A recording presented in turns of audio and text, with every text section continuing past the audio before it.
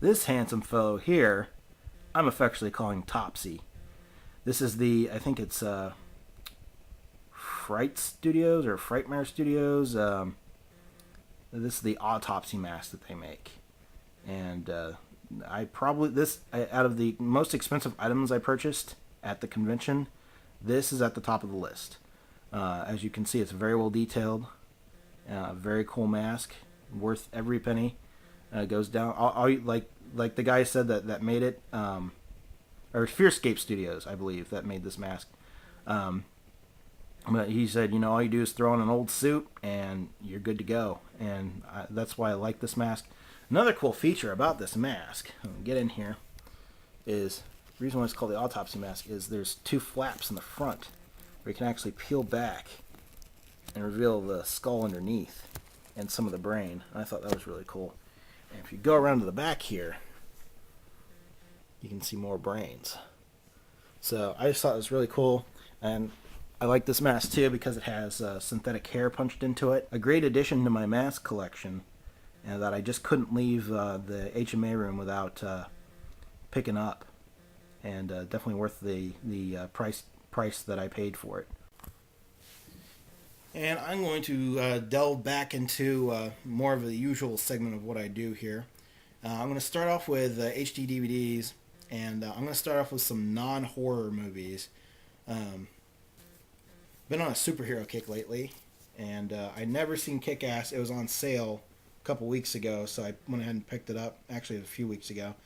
Really good movie, very surprising movie, a very gory movie. I'm glad I bought this movie, and I'm glad I watched it. It's a great little movie. Again, full of surprises. I'm not going to spoil any of it. If you haven't seen it yet and you like superheroes, check it out. Very cool. And continuing on the superhero kick, I want to start with this one. Batman Begins, Christopher Nolan, the first Christopher Nolan Batman movie. Everyone loves, well, I'm not going to say everyone loves it. Everyone doesn't love it necessarily. It is a great addition to the Batman movie. Certainly better than the Joel Schumacher ones, in my opinion. I can't say much about it that hasn't already been said. And much the same with the next two movies. The Tim Burton Batman movies. The first more serious take on the Batman movies, aside from this is my favorite Batman movie of all time still. Still holds up great. I like The Dark Knight a lot too, and I mean these two films parallel each other so much.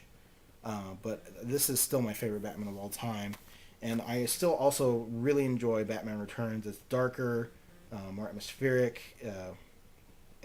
Again, a non-horror movie, but kind of close. I kind of lump these films in with the whole Silence of the Lambs kind of films. The Girl Who Kicked the Hornet's Nest, the close of the Girl with the Dragon Tattoo trilogy. Very cool movie. I enjoyed it. I was right. It was a great close to the series. Starting to get more into horror now. This is Death Kappa. Again, a great Media Blasters Tokyo Shock release. And what is Death Kappa? It's a giant monster movie. It's a kaiju movie. And there's a whole lot of WTF moments in this movie. If you're a giant monster fan, then you'll love this movie.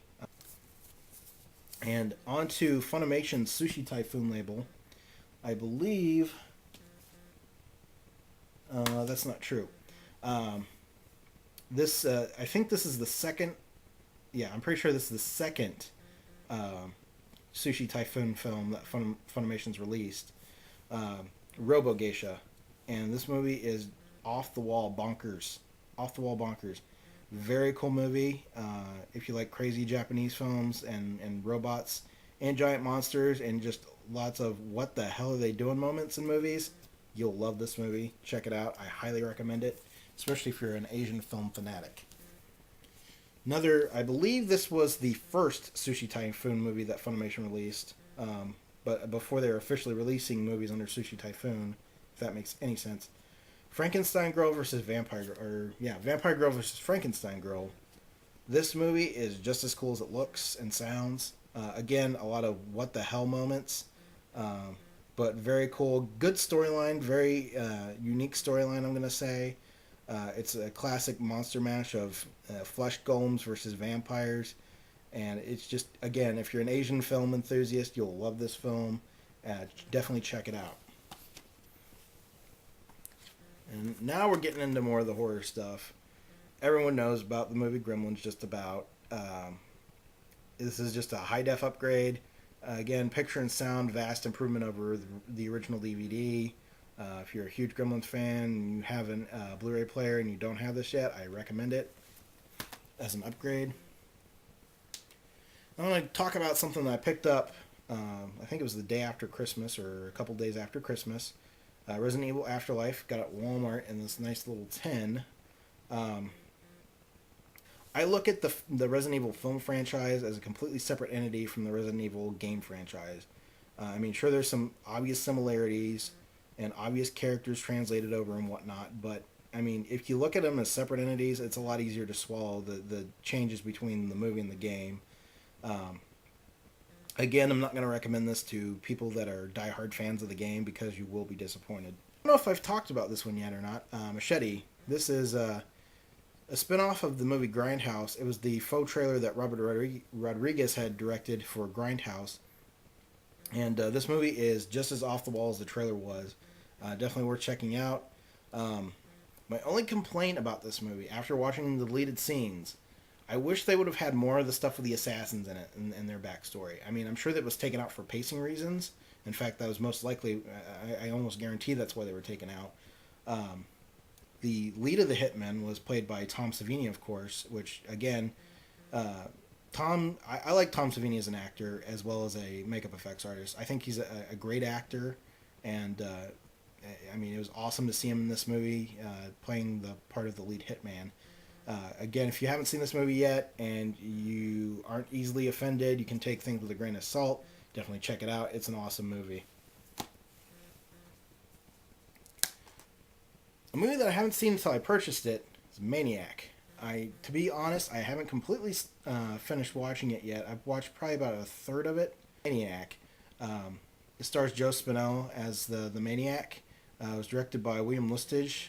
Speaking of Tom Savini did the makeup effects in it, and he has a small acting part in this film as well. William Lustig is the head of Blue Underground Entertainment, which released this Blu-ray.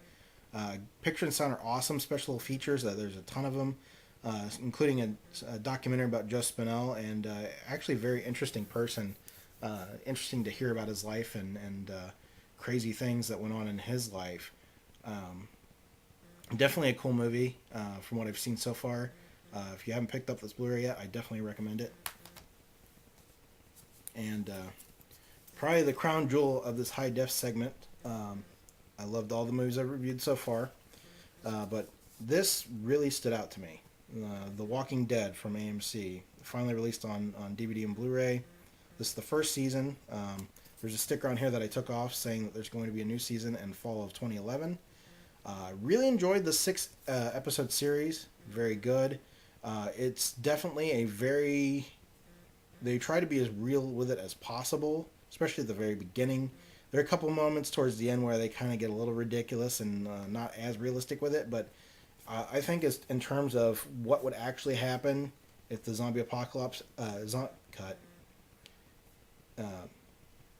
but in terms of what would happen if the actual zombie apocalypse ever came to be, I think this is probably the most accurate portrayal yet as a fantasy.